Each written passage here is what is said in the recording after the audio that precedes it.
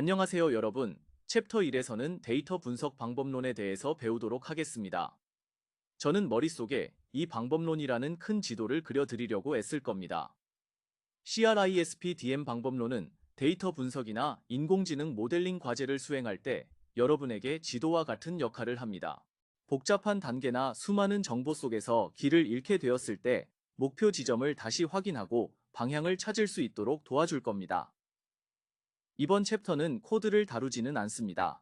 하지만 굉장히 중요한 내용을 담고 있습니다. 이 그림을 머릿속에 그리게 될 때 데이터 분석을 더욱더 풍성하게 진행할 수 있게 됩니다. 과제 수행할 때 어디서부터 시작하고 무엇으로 끝내줘야 될지를 여러분은 알게 될 겁니다. 처음부터 집중해서 들어주시면 좋겠습니다. 첫 번째 섹션은 CRISP-DM 전체에 대한 설명과 비즈니스 이해 단계, 그리고 데이터 이해 단계에 대해서 설명을 하겠습니다. CRISP-DM이라는 방법론이 있습니다. 이 방법론은 1996년 유럽 데이터 마이닝 커뮤니티에서 개발된 이후 현재까지 데이터 분석 및 인공지능 모델링 과제에서 표준 프로세스로 활용되고 있습니다. 또한 많은 기업들이 자체적인 데이터 분석 방법론이나 과제 수행 절차를 정리할 때 기본으로 삼는 프레임워크가 바로 CRISP-DM입니다. 그림을 시계 방향으로 보시면 처음에 비즈니스 이해, 데이터의 이해, 데이터 준비, 모델링, 평가, 배포 이런 단계의 이 흐름으로 진행이 되고 가운데 데이터가 있죠. 여기 이제 이 방법론에 몇 가지 특징이 있습니다. 그리고 큰 화살표는 시계 방향으로 진행되고 있습니다. 큰 흐름은 이렇게 진행됩니다. 보면은 화살표가 앞뒤로 이동하고 있습니다. CRISP-DM의 첫 번째 특징은 어떤 단계에서 이전 단계로 돌아가도 특별히 이상하지 않는 프로세스입니다. 모델링을 하다가 데이터 전 처리에 뭔가 더 필요가 생겨서 데이터 준비 단계에서 그 작업을 수행한 다음에 다시 모델링 단계로 올 수 있습니다. 데이터 준비 단계뿐만 아니라 데이터 이해 단계로 돌아갈 수도 있습니다. 결국 각 프로세스에서 앞뒤로도 작업이 반복될 수 있는 프로세스라고 이해하시면 됩니다. 바깥쪽 원을 보면 큰 원에 화살표가 달려 있어서 사이클처럼 계속 돌고 도는 느낌을 줍니다. 이 과정은 비즈니스 이해 단계에서 시작하지만 한 번 돌고 끝나는 것이 아니라 필요에 따라 다시 한 바퀴 돌기도 하고 여러 번 반복되기도 합니다. 제 경험상 한 번으로 끝나는 프로젝트는 거의 없었습니다. 이 프로세스에서는 특히 중요한 두 가지 질문이 있습니다. 첫 번째는 무엇이 문제인가? 해결해야 될 비즈니스 문제가 무엇인가를 정해야 하는 것입니다. 이게 첫 번째 질문입니다. 두 번째 질문은 이 절차에 따라 데이터를 분석하고 모델링을 수행한 결과로 비즈니스의 문제가 해결되었는가입니다. 이 두 가지 질문은 이 그림과 함께 반드시 기억해 두셨으면 합니다. 첫 번째 질문은 무엇이 문제인가? 두 번째 질문은 그 문제가 해결되었는가입니다. 따라서 이 두 질문은 프로세스의 시작과 끝을 이루는 핵심 질문이라고 볼 수 있습니다. 그러면 단계별로 조금 더 자세히 살펴보도록 하겠습니다. 비즈니스 이해 단계입니다. 비즈니스 이해 단계에서 가장 중요한 것은 비즈니스 문제를 구체화하고 그 해결책을 어떻게 찾을지를 정리하는 단계다 라고 보시면 됩니다. 그래서 비즈니스에 어떤 문제가 생겼는지 그것을 해결하기 위해서 데이터 분석의 목표와 방향을 수립하게 됩니다. 그 다음에 이에 따른 가설을 뽑게 됩니다. 가설에 대해서만 조금 언급하고 넘어가도록 하겠습니다. 가설하면 이제 어떤 느낌이 드시나요? 가설은 해결해야 될 목표 값이 있습니다. 거기에 영향을 주는 요인이 뭔지로 정리하게 되는데요. 제가 아까 목표라고 이야기했는데 이 목표 혹은 관심사를 기호로 Y라고 쓰고 여기에 영향을 주는 요인을 X라고 표시를 해가지고 X이면 Y이다 이런 형태로 정리하게 됩니다. 예를 들어서 이동통신 고객의 이탈 여부를 알고 싶다면 혹은 이탈 문제가 심각하다는 상황에서 Y를 이탈 여부라고 한다면 고객이 이탈하는데 영향을 주는 요인이 무엇인지 어떻게 알 수 있을까요?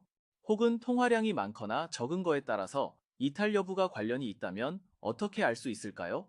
아니면 가입기간 성별에 따라서 이탈 여부가 관련이 있다면요. 분석을 하기 전에 이러한 문제를 만들 수 있겠죠. 이렇게 문제를 정리하는 것을 가설이라고 부릅니다. 두 번째 데이터 이해 단계입니다. 앞서 도출한 가설로부터 정보들이 어디에 있는지를 확인하고 걔네들을 빨리 분석 가능한 구조로 만들고 이걸 가지고 데이터를 탐색하고 검증하면서 데이터를 분석하는 단계가 바로 데이터 이해 단계입니다.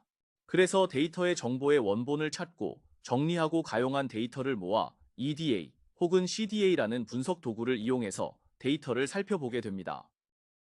조금 더 자세히 설명해 드리겠습니다. 이것은 결국 원본을 식별하는 과정과 연결됩니다. 생각해 보세요. X이면 Y이다. 이건 하나의 가설이죠. 그리고 X와 Y는 정보라고 부를 수 있습니다. 데이터라는 게 다 똑같은 게 아닙니다. 그대로 사용 가능한 정보도 있고 어떤 것은 가공이나 집계를 거쳐야 비로소 쓸 수 있는 정보도 있습니다. 또 회사 내부에 없는 데이터도 마찬가지입니다. 그 중에는 취득할 수 있는 정보가 있고 아예 취득 자체가 불가능한 정보도 있습니다. 그래서 우리는 이걸 먼저 구분해야 합니다. 모을 수 있는 데이터는 모으고 취득할 수 있는 것은 확보해야겠죠. 그럼 취득이 불가능한 정보는 어떻게 할까요? 버리면 될까요? 아닙니다. 그냥 버리는 게 아닙니다. 우선 그 의미를 다시 정의해서 최대한 활용 가능한 영역으로 옮겨야 합니다. 그리고 그래도 활용할 수 없다면 그 의미 자체라도 따로 저장해 둬야 합니다. 그래서 데이터를 빨리 모은 다음에 EDA 혹은 CDA라는 도구를 이용해서 데이터를 분석하게 됩니다.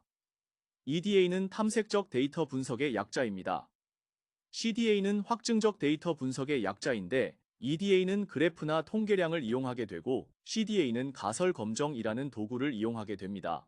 이걸 통해서 데이터 안에 담겨 있는 비즈니스 의미들을 파악을 한 것뿐만 아니라 수립했던 가설이 진짜 데이터로 확인되는지를 검증하게 됩니다.